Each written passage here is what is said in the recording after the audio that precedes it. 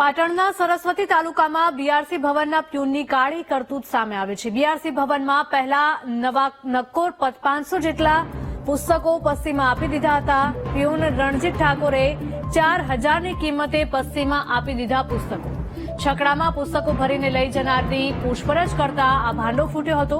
BRC ભવનમાં ધોરણ 1 થી 12ના પુસ્તકોની વહેંચણી કરાયા બાદ વધ્યા હતા તમામ પુસ્તકો। વધેલા પુસ્તકોને પસ્તીમાં વેચીને પ્યુનનો ખિસ્સા ભરવાનો પ્લાન હતો। ગામના જાગૃત નાગરિકે પુસ્તકોને પસ્તી થતા અટકાવ્યા।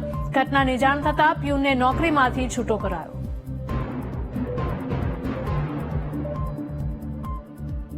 સંવાદદાતા વિપિન જોડાયા છે ફોન લાઈન પર વધુ વિગતો સાથે। વિપિન, પાટણના સરસ્વતી તાલુકાની આ ઘટના છે। બીઆરસી ભવનના પ્યુનની કાળી કરતૂત સામે આવી છે। 1 થી 12 ધોરણના ચોપડા વેચી દેવાયા। બિલકુલ હિરલ, સરસ્વતી તાલુકાનો જે બીઆરસી ભવન છે ત્યાં ચોપડાઓને પસ્તી બનાવવાનું કામ પટાવાળાએ કર્યું છે। ત્યાં પટાવાળો જે રાખેલો હતો એ થર્ડ પાર્ટી જે કોન્ટ્રાક્ટ બેઝ પર રાખેલો હતો તેને બીઆરસી ભવનમાં જે 1 થી 12 સુધી જે ધોરણ હોય તેને ચોપડા ચાલુ વર્ષના જે ચોપડા હતા તે વિતરણ કરવા બાદ જે 500 જેટલા ચોપડા વધ્યા હતા તે 500 ચોપડાઓને પસ્તીવાળાને વેચી માર્યા છે। તેની જાણ બીઆરસીના અધિકારીને પણ નથી, જિલ્લા શિક્ષણ અધિકારી પણ નથી। તેને લઈને જે રિક્ષામાં જે ભરાયું હતું જે સમગ્ર પુસ્તકો એ પુસ્તકો જયારે પેટ્રોલ પંપ ઉપર પહોંચ્યા ત્યારે અઘાર ગામના એક વ્યક્તિની નજર પડી તેના ચોપડા ઉપર। ત્યારે ચોપડા માટે પૂછવું કે આ ચોપડા ક્યાં લઈ જાઓ છો ભાઈ? ત્યારે એ વ્યક્તિએ કહ્યું કે આ ચોપડા હું બીઆરસી ભવનમાંથી ભરીને લાવ્યો છું। ત્યારે એ વ્યક્તિએ સમગ્ર મામલે અધિકારીઓને જાણ કરી કે આવી રીતે ચોપડા જે છે એ પસ્તીમાં વેચાય છે। ત્યારબાદ સમગ્ર મામલો ફૂટ્યો ત્યારે બીઆરસીના અધિકારી દ્વારા તે પટાવાળાને તાત્કાલિક છૂટો કરવામાં આવ્યો। ત્યારબાદ સમગ્ર મામલો સામે આવ્યો ત્યારે હવે સમગ્ર તંત્ર કાર્યવાહીની મૂડમાં છે કે કઈ પ્રકારની પુસ્તકો જે હતી એ કેવી રીતે એને વેચવામાં આવી, એના પહેલા પણ આવી કોઈ ઘટના થઈ છે કે નહીં, કે એવા કોઈ કૃત્ય કરવામાં આવ્યા કે નહીં પટાવાળા દ્વારા હવે સમગ્ર મામલે તપાસ થઈ રહી છે। બિલકુલ, સવાલ એ પણ થાય કે જ્યારે આ બધા પુસ્તકો વેચવામાં આવી રહ્યા હતા, રિક્ષામાં જ્યારે ભરવામાં આવી રહ્યા હતા ત્યારે ત્યાં હાજર કોઈ જ ન હતું। બિલકુલ હિરલ, જે પ્રમાણે બીઆરસી અધિકારી હોય તેની જવાબદારી આવતી હોય છે કે જે બીઆરસી ભવનમાં જે પણ સામગ્રી આવતી હોય છે તેની દેખરેખ કરવી, એ ક્યાં જાય છે, બીઆરસી ભવનમાં કોણ પ્રવેશ કરે છે, એ તમામ જવાબદારી બીઆરસી અધિકારીની આવતી હોય છે। બીઆરસી અધિકારી દિલીપભાઈ છે તે એ જગ્યાએ હાજર હતા કે નહીં એ હાલ તપાસ ચાલી રહી છે। ત્યારે હવે સમગ્ર મામલો જયારે બહાર આવે છે ત્યારે હવે સમગ્ર શિક્ષણ અધિકારીની ટીમો હવે દોડતી થઈ છે કાર્યવાહી કરવા માટે। બિલકુલ વિપિન, આભાર।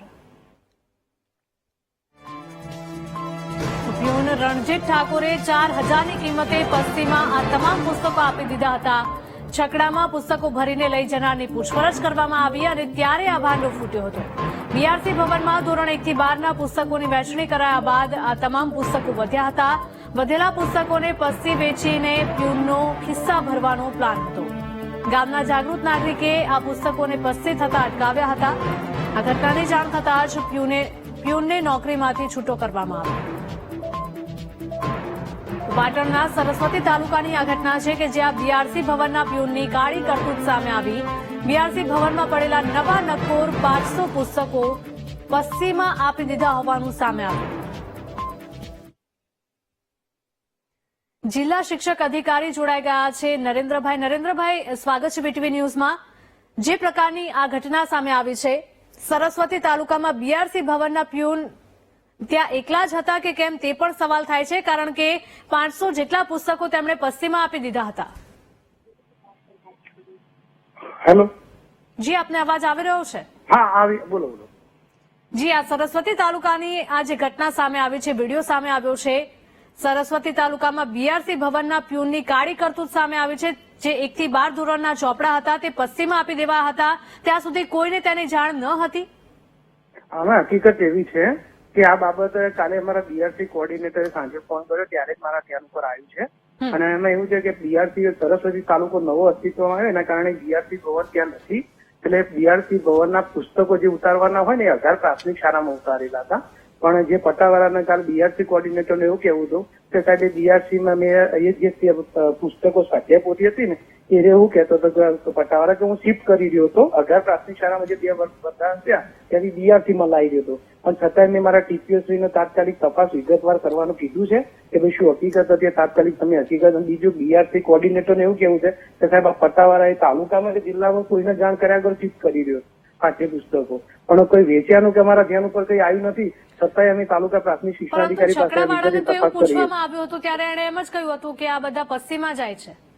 ના, એ અત્યારે એના માટે જ અમે તપાસ કરાવીએ છીએ કે સાચી હકીકત શું છે, કારણ કે બીઆરસી નું કોર્ડિનેટર ની જયારે મારી વાત થઈ ત્યારે એવું કહેતું હતું કે પટ્ટાવાળાને એવું કેવું છે કે શિફ્ટિંગ કરી રહ્યો હતો, પણ કોઈ વેચાણનું હજી ધ્યાન ઉપર આવ્યું નથી. આ બધા પાઠ્યપુસ્તકો હાલ પૂરતા તો અમે જ્યાં બીઆરસી નવું બન્યું છે ને ત્યાં મૂકી પણ દીધા છે, એટલે વેચાયા પણ નથી. હકીકતમાં શિફ્ટ થયા હોય એવું કેવું છે અમે પટ્ટાવાળાનું, હું શિફ્ટ વેચાણ કરી થતા રહ્યો તો હતો. અટકાવી જ દીધા હતા ને, પૂછપરછ કરી ત્યારે સામે આવ્યું. હા, એટલે આ બે અમને બીઆરસી માં કે જિલ્લામાં તાલુકામાં એને કોઈને ધ્યાન જ નથી, એના કારણે હકીકત જેવી ખબર પડી છે એટલે પાઠ્યપુસ્તકો તો બીઆરસી માં ઉતારી દીધા છે, કોઈ વેચાણ થયું એવું ધ્યાન ઉપર નથી, છતાંય અમે વિગતવાર ટીપીએસસી પાસે તપાસ કરાવીએ છીએ આ બાબતે. જી બિલકુલ, આશા રાખીએ કે યોગ્ય તપાસ અને કાર્યવાહી થાય. આપ અમારી સાથે જોડાયા તે બદલ આભાર.